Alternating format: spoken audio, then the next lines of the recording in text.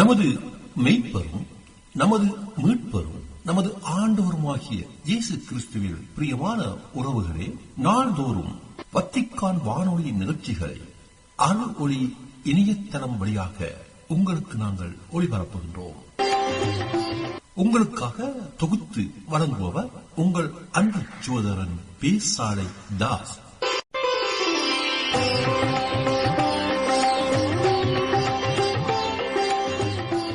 லௌதேத்தூர் இயேசுஸ் கிறிஸ்துஸ். இயேசு கிறிஸ்துவுக்கு புகழ். தமிழ் கூறும் நல்லுலகில் வாழும் அனைத்து அன்புள்ளங்களுக்கும் வத்திக்கான் வானொலியின் வணக்கம். இறைவன் உங்கள் உள்ளத்தையும் இல்லத்தையும் தன் அன்பாலும் அருளாலும் அமைதியாலும் இன்றும் என்றும் நிரப்புவாராக.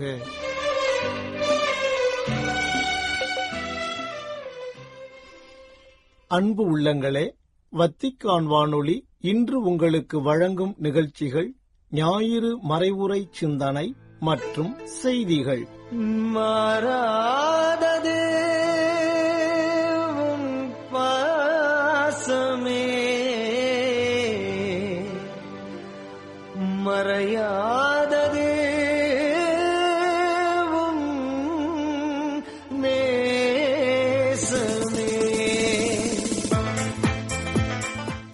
புனிதர்கள் பேதுரு பவுல் பெருவிழா. தாய் திரு அவையின் இருபெரும் தூண்கள். மாறாதது மாறாதது மாறாததும் பாசமே, மறையாதது மறையாதது மறையாததும் நேசமே. நிலையானது நிஜமானது நெஞ்சத்தில் நீங்காதது, என் நினைவெல்லாம் நிழலாடுது. மாறாதது மாறாதது மாறாததும் பாசம். அன்பர்களே, இன்று பாஸ்கா காலத்தை கடந்து பொதுக்காலத்தின் 13ஆம் ஞாயிற்றுக்கிழமையை தொடங்குகின்றோம். இந்நாளில் நமது அன்னையாம் திரு அவை புனிதர்கள் பேதுரு பவுல் பெருவிழாவை கொண்டாடி மகிழ்கின்றது. இருபெரும் தூண்களாக தொடக்க கால திரு அவையை தாங்கி பிடித்த இவ்விருவரும் கிபி 64ஆம் ஆண்டு முதல் 65ஆம் ஆண்டு வரை வேதகலாபனையில் மறைசாட்சிகளாக கொல்லப்பட்டவர்கள். புனித பவுல் ரோமை குடிமகன் என்பதால் வாளால் வெட்டப்பட்டு கொல்லப்பட்டார். புனித பேதுரு அவரது வேண்டுகோளுக்கேற்ப தலைகீழாக சிலுவையில் அறைந்து கொல்லப்பட்டார். பேதுரு கலிலேயாவில் உள்ள பெத்சாய்தா என்னும் ஊரில் பிறந்தார். இவரின் இயற்பெயர் சீமோன். இயேசுதான் இவரை பேதுரு என்று பெயர் மாற்றம் செய்தார். கெனசரேத்து ஏரிக்கரையில் இயேசு பேதுருவை சந்தித்த போது அங்கே என்ன நிகழ்ந்தது என்பதை நாம் அறிவோம். சீமோனை நோக்கி, ஆழத்திற்கு தள்ளிக் கொண்டு போய் மீன்பிடிக்க உங்கள் வலைகளை போடுங்கள் என்று இயேசு கூறியபோது அவர் மறுமொழியாக, ஐயா, இரவு முழுவதும் நாங்கள் பாடுபட்டு உழைத்தும் ஒன்றும் கிடைக்கவில்லை. ஆயினும் உமது சொற்படியே வலைகளை போடுகிறேன் என்கிறார். உடனே அவர்களுக்கு பெருந்திரளான மீன்கள் கிடைக்கின்றன. அப்போது மற்றவர்களெல்லாம் மீன்களை நோக்கி தங்களின் கவனத்தை திருப்பிய போது பேதுரு மட்டும் இயேசுவை நோக்கி தனது முழு கவனத்தையும் திருப்பி அவரின் கால்களில் விழுந்து, ஆண்டவரே, நான் பாவி, நீர் என்னை விட்டு போய்விடும் என்று கூறுகின்றார். உடனே இயேசுவும், அஞ்சாதே, இது முதல் நீ மனிதரை பிடிப்பவனாவாய் என்று கூறி அவரது இறையழைத்தல் பணிக்கு உரமிடுகின்றார். இந்நிகழ்விற்கு பிறகு அவர் எல்லாவற்றையும் விட்டுவிட்டு இயேசுவை பின்பற்றுகின்றார். இரண்டாவதாக, இயேசுவை பற்றிய பேதுருவின் அறிக்கை மிகவும் முக்கியத்துவம் பெறுகிறது. இயேசு சீடரை நோக்கி, மானிட மகன் யார் என்று மக்கள் சொல்கிறார்கள் என்று கேள்வி எழுப்பிய போது சிலர் திருமுழுக்கு யோவான் எனவும், வேறு சிலர் எலியா எனவும், மற்றும் சிலர் எரேமியா அல்லது பிற இறைவாக்கினருள் ஒருவர் என்றும் சொல்கின்றனர் என்று மற்றவர்கள் பதிலளித்த போது பேதுரு மட்டும் அமைதி காக்கிறார். ஆனால் நீங்கள் நான் யாரென சொல்கிறீர்கள் என்று இயேசு இரண்டாவது கேள்வியை எழுப்பிய போது சற்றும் தாமதம் செய்யாமல், நீர் மெசியா, வாழும் கடவுளின் மகன் என்று பதில் மொழி தருகின்றார் பேதுரு. ஒருவேளை இயேசுவே கூட இந்த பதிலை அவரிடமிருந்து எதிர்பார்த்திருப்பாரா என்பது நமக்கு விளங்கவில்லை.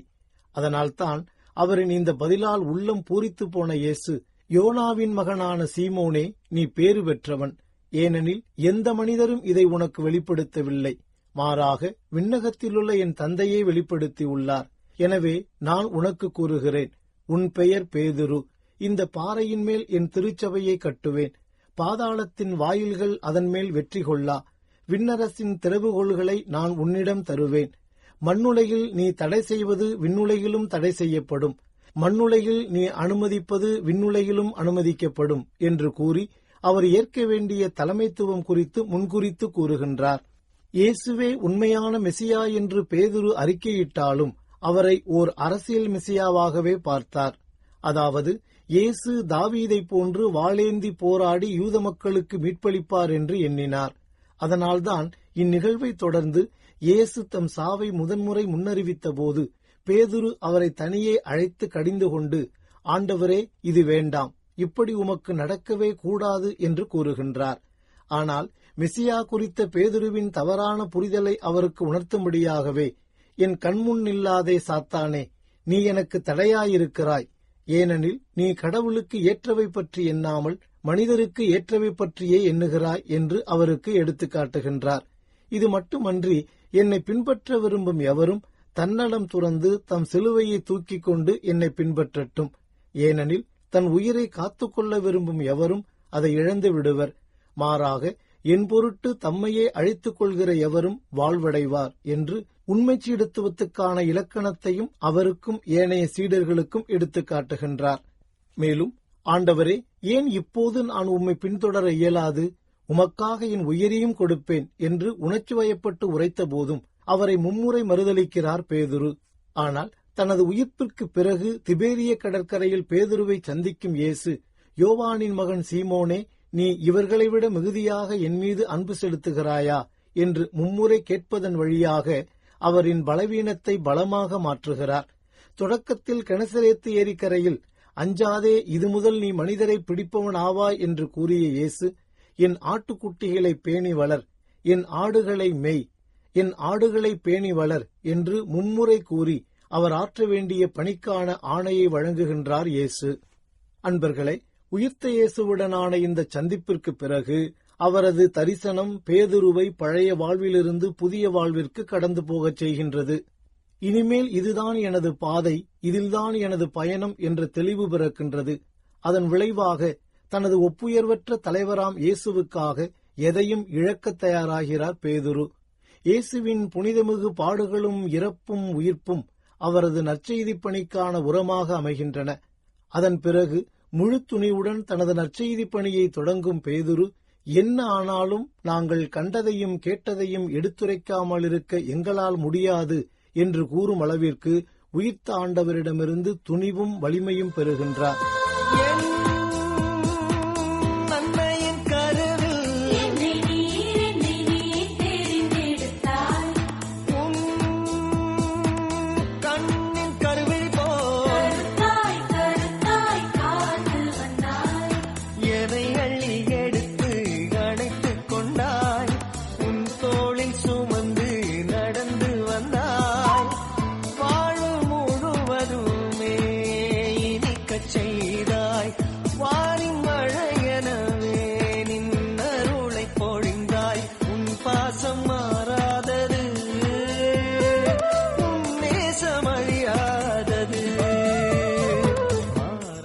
அன்பர்களே, இப்பொழுது பவுலடியாரின் வாழ்வை உற்று நோக்குவோம்.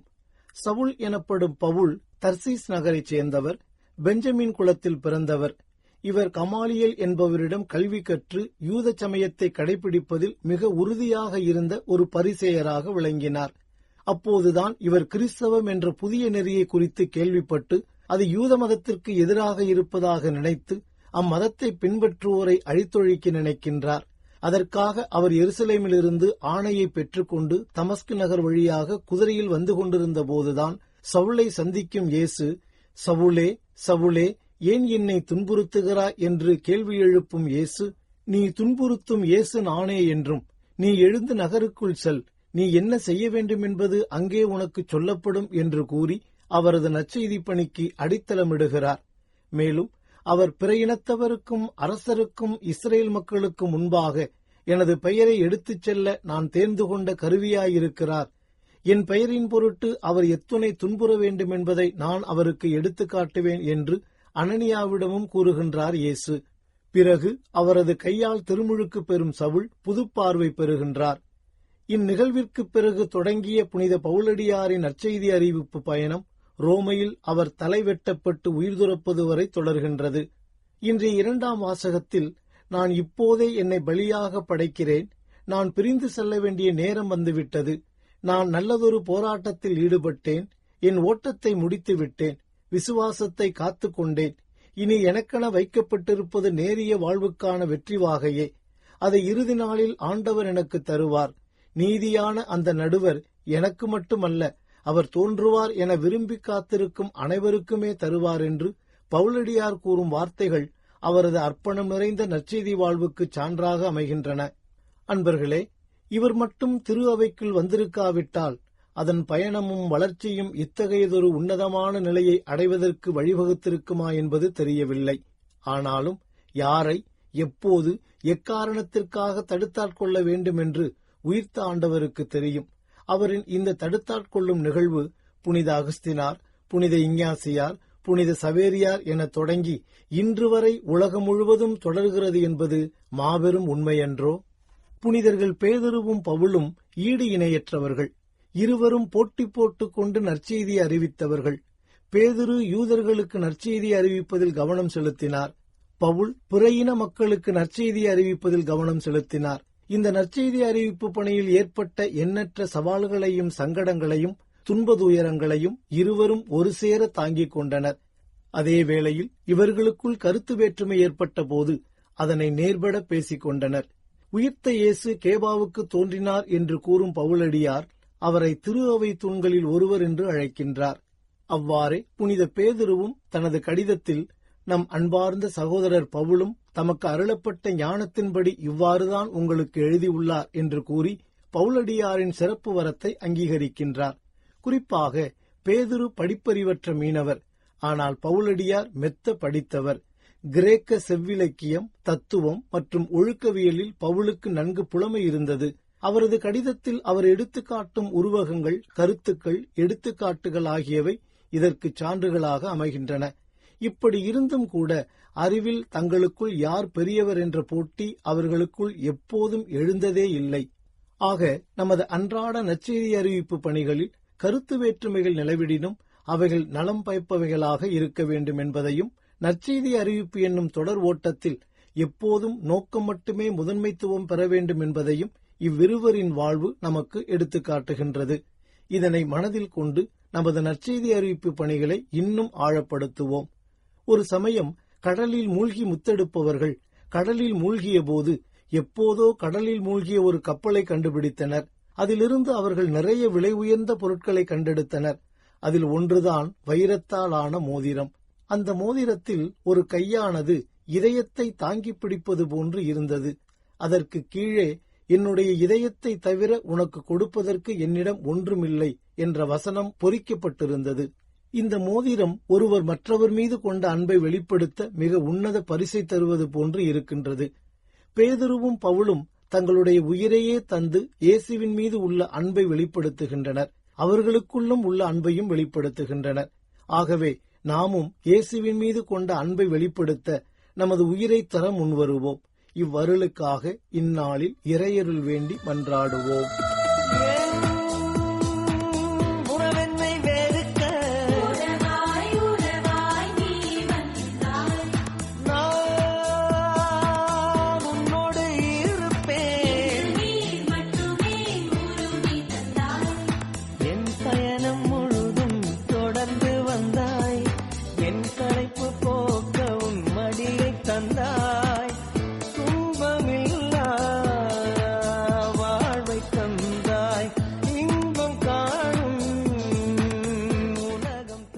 தாய் திரு அவையின் இருபெரும் தூண்கள் என்ற தலைப்பில் இன்றைய ஞாயிறு மறைவுரை சிந்தனையை உங்களுக்கு வழங்கியது வத்திக்கான் வானொலி.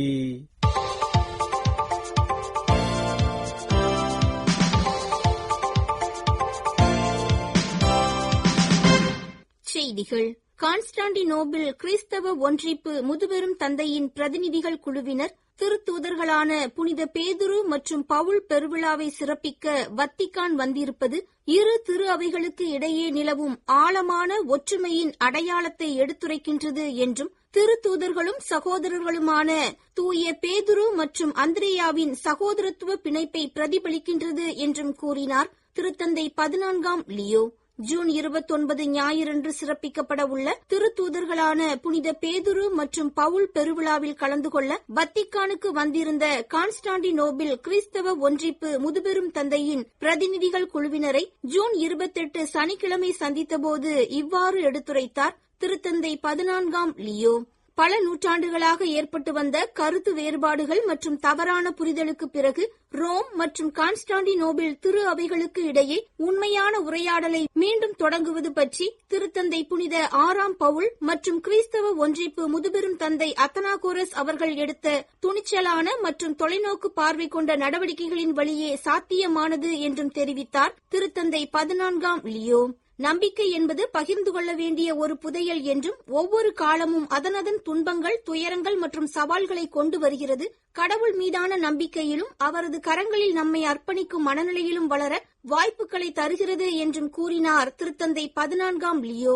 ஜூன் 28 சனிக்கிழமை திரு அவையில் சிறப்பிக்கப்படும் உக்ரைன் கிரேக்க கத்தோலிக்க வழிபாட்டு முறை தள திரு அவையினருக்கான யூபிலியை முன்னிட்டு அதன் திருப்பயணிகளை வத்திக்கானில் சந்தித்தபோது இவ்வாறு கூறிய திருத்தந்தை 14ஆம் லியோ அவர்கள் அத்தள திரு அவையின் தலைவரான பேராயர் சேவ்சுக் அவர்கள், ஆயர்கள், அருள் பணியாளர்கள், துறவரத்தார், பொதுநிலையினர் என அனைவரையும் வாழ்த்தினார்.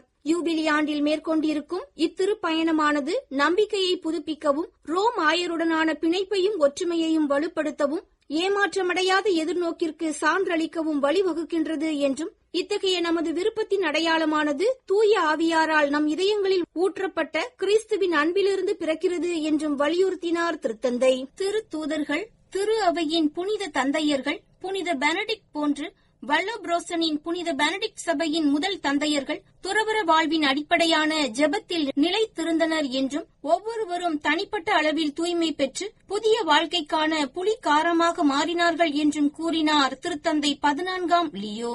ஜூன் 28 சனிக்கிழமை வல்லம்ப்ரோசனின் புனித பெனடிக்ட் சபை பொது பேரவையில் பங்கேற்கும் உறுப்பினர்களை திருப்பீடத்தில் சந்தித்தபோது இவ்வாறு கூறினார் திருத்தந்தை 14ஆம் லியோ. புனித ஜான் குவல்பெர்தோ அவர்களின் அழைத்தல் வாழ்வானது நமது காலத்தின் சவால்களை கைவிடுவது பற்றிய கேள்வி அல்ல, மாறாக மாறிவரும் கலாச்சாரத்தில் அமைதியாக இருந்து கடவுளின் வார்த்தையை கேட்க தெரிந்தவர்களின் ஆழத்துடன் அவற்றை வாழ்வது, வெளிச்சத்திற்கு கொண்டு வருவது பற்றிய கேள்வி என்றும் கூறினார் திருத்தந்தை 14ஆம் லியோ. எதிர்நோக்கின் திருப்பயணிகளாக வாழ இந்த 2025ஆம் ஆண்டு யூபிலியானது அழைப்பு விடுப்பது போல, கடலில் பணியாற்றும் ஒவ்வொரு மனிதனும் எந்த மத நம்பிக்கையை சார்ந்தவராக இருந்தாலும் பணி, பரிமாற்றம், சந்திப்புகள் வழியாக மாண்புள்ள வாழ்க்கையை வாழ வேண்டும் என்றும் எடுத்துரைத்துள்ளார் கர்தினால் மைக்கேல் ஷெர்னி. ஒவ்வொரு ஆண்டும் ஜூலை மாதம் 2வது ஞாயிற்றுக்கிழமை கொண்டாடப்படும் கடல் ஞாயிறு தினத்தையொட்டி ஜூன் 28 சனிக்கிழமை வெளியிட்டுள்ள செய்தியில் இவ்வாறு தெரிவித்துள்ளார் ஒருங்கிணைந்த மனித முன்னேற்றத்திற்கான திருப்பீட துறையின் தலைவர் கர்தினால் மைக்கேல் ஷெர்னி. ஒருங்கிணைந்த மனித வளர்ச்சி என்பது அனைத்து மனிதர்களையும் அவர்களின் உடல், ஆன்மீக மற்றும் சமூக பரிமாணங்களை உள்ளடக்கியது என்றும், நற்செய்தி அறிவிக்கப்பட்டு உயிர்த்தெழுந்த இயேசுவின் அருகிருப்பு வரவேற்கப்படும் எல்லா இடங்களிலும் பாவத்தையும் இறப்பையும் வென்ற இயேசுவின் இதோ நான் அனைத்தையும் புதியதாக்குகின்றேன் என்ற வாக்கின்படி புதியதாக எல்லாம் மாறும் என்றும் எடுத்துரைத்தார் கர்தினால் ஷெர்னி. வாழ்க்கை பயணத்திற்குள் பயணிக்கும் மக்களாகிய நாம் நம்பிக்கை என்ற வார்த்தைகளை நமது வாழ்வின் இலக்காக கொண்டிருக்க வேண்டும் என்றும், நாம் அனைவரும் சகோதர சகோதரிகள் என்ற உணர்வோடு வாழ வேண்டும் என்றும் வலியுறுத்தியுள்ளார் கர்தினால் ஷெர்னி.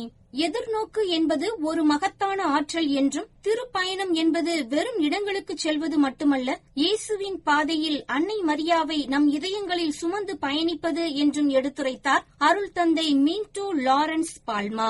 கடந்த ஜூன் 24 செவ்வாய்க்கிழமை முதல் 27 வெள்ளிக்கிழமை வரை பனாமி தூய ஆவியார் குருத்துவ இல்லத்தில் நடைபெற்ற பங்களாதேஷ் மறைமாவட்ட அருள் பணியாளர்களுக்கான ஆண்டு கூட்டத்தில் உரையாற்றிய போது இவ்வாறு எடுத்துரைத்தார் அருள் தந்தை மின்டோ லாரன்ஸ் பால்மா. நேயர்களே, இத்துடன் வத்திக்கான் வானொலியின் தமிழ் ஒலிபரப்பு நிறைவு பெறுகின்றது. நன்றி, வணக்கம். இதுவரையும் நீங்கள் செவியுற்றது வத்திக்கான் வானொலியின் இன்றைய நிகழ்ச்சிகள். மீண்டும் மற்றும் ஒரு வத்திக்கான் வானொலி நிகழ்ச்சியில் உங்கள் அனைவரையும் சந்திக்கும் வரை அன்பு விடைபெற்றுச் செல்வது உங்கள் அன்பின் பேசாலை தாஸ்.